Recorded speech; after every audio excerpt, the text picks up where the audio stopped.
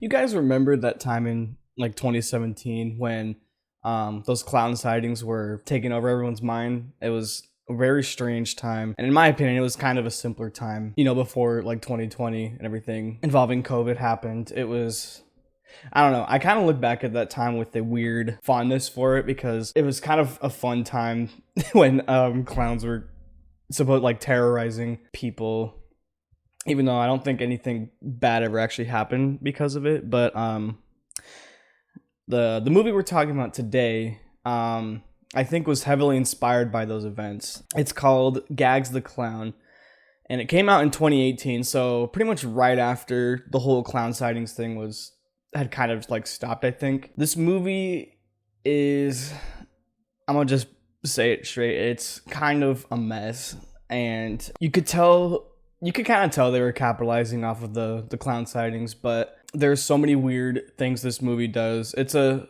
low budget film, I think. So again, I'm not expecting like the highest quality, but it was pretty interesting to watch. So we'll go ahead and talk about it. I also will have to apologize in advance because I still don't know how to show clips from the movie because I think I have to buy the movie. I don't know. I don't feel like doing that yet. So just gonna I'll do my best to set the scene with my words. But basically, as the title suggests, this movie, it's about this clown named Gags, who he's been seen around the Green Bay area. That's where this movie takes place. And people have seen him. At first, he hasn't done anything wrong, but then the first scene of the movie is just him staring at these friends who are trying to search for Gags, and like this group of teenagers, I think they are, and then they end up getting unalived. The rest of the movie is kind of about a lot of different townspeople trying to search for him and like see what it's all about. And this is one thing about the movie that made it really hard to follow at first, is we get right after the opening scene, we get at least 4 different POVs, which having multiple points of view is not a bad thing. Like, it can be done right, but at least at the beginning of the movie, it's very jarring because not only because we go through so many POVs super quickly, but the editing in this movie is very strange as well, because even since like pretty much the entire movie is filmed through either like security footage or like through someone, like a character's camera or like their phone or whatever. And in many of the shots, especially with like the security footage or like the rundown cameras, the filter they use is like they try to make it look like it's found footage almost. And it's very confusing because they use so many different effects and it makes the movie hard to watch at times. So anyway, let's see, there's a group of teenagers, they're partying, that's one group. We have a cop duo, they're told to be on the lookout for Gags after the murder that had happened. And then we have this news lady and her like partner, they were forced to follow the sightings or whatever of Gags and like try and get more on the story. We also have this podcaster dude who's like very adamant about like he's basically not afraid to like hunt down the clown if he has to, and it's kind of funny. But anyway, these 4 different POVs, they don't really meet up with each other. Like, we kind of just follow them as they like figure stuff out. And it's very strange too, because while we do see Gags himself multiple times like throughout this movie, we, other than like the beginning and the end of the movie, nothing really like bad happens. Like, no unalivings happen, and it's kind of boring.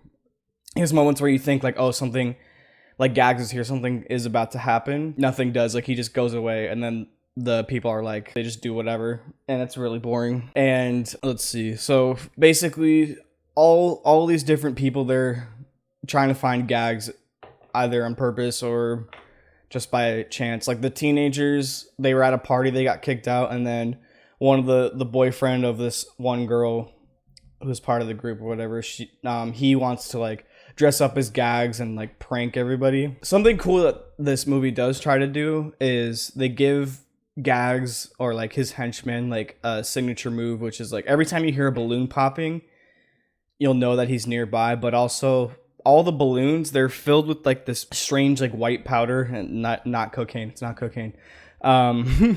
But it basically makes people violent, and they like carve their like clown makeup on their own face. And it's kind of cool, but we only really get one scene with that like happening, at least during like big chunk of the movie. But in the end, we get some stuff that happens, like crazy stuff that happens. Sorry if I'm rambling right now. Like I just woke up like an hour ago. But yeah, this movie, again, it's all over the place. So if I sound like I'm all over the place, that's kind of why it's not easy to focus on one thing.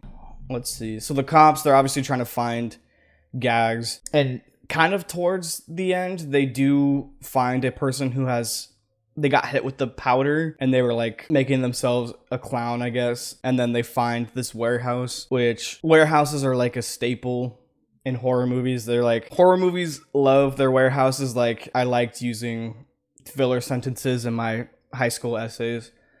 You just can't live without them, apparently. Then on these journeys or whatever, as we're following them, most of the characters end up in this warehouse, and they find this tent with some people inside. And Gags is there. He comes out, and then like the podcaster guy is there, but like he tried hunting for Gags, and he ends up dying because his partner, they were like fighting over a bunch of stuff. Like there were so many weird things going on, but they end up both dying. And one of the cops who was part of the duo, he is there, and he ends up fleeing, I think. And then the news lady who went to the warehouse, she leaves, and then I'm not sure what happens to everyone else. And I know that the only parts worth talking about really are the beginning and the ending, because, well, that's not actually true, because leading up to the warehouse encounter, the podcaster guy, he was gonna like shoot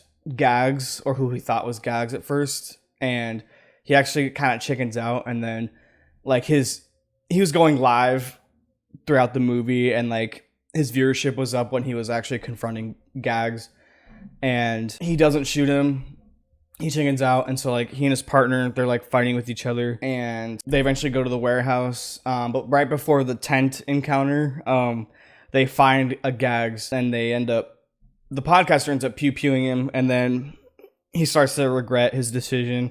It was very funny too, because up until that point, he was like very adamant, like he was this like tough guy, and then like he actually like unalived somebody, and then he was like, no, I hate, like this is so bad. But and I wish I could figure out how to show footage from the film, because it would help illustrate what I'm trying to say. And then another weird thing too that this movie was doing is that every single character in this movie, even like the side characters, they're all like huge assholes to each other. Like, and I'm not just talking about like simple conflict, which is necessary for a story. Like, it's like every single opportunity these characters get to like insult each other, or poke fun, or like just like call each other names, like they do that.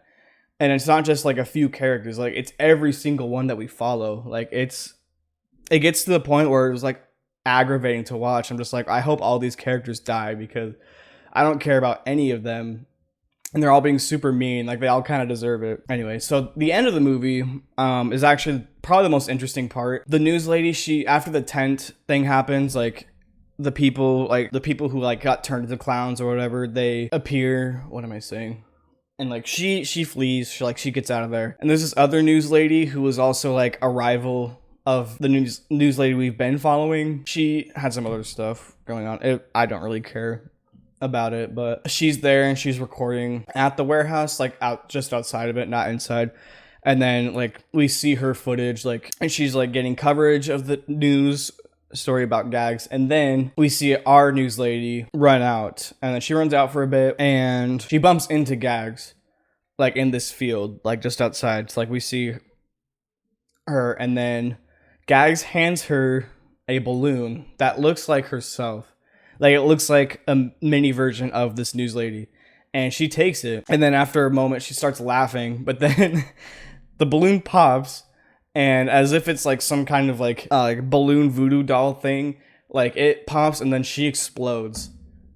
and oh my gosh, it was really funny. But I don't know. I don't have much to say other than that. I'm sorry if I seem a little bit distracted. I'm looking all over the place. This movie, like I said, there's so many things going on and so many moments I could talk about, but I don't want to ramble too much. So I would probably give it like a 4 out of 10. The only thing that doesn't make it fun bad would be, again, like all the characters being super mean to each other for no reason. But if you can get over that, this movie it's a fun time. Like, it sits at an hour and a half, so it could be a bit shorter in my opinion, but that's really all I have to say. So see ya.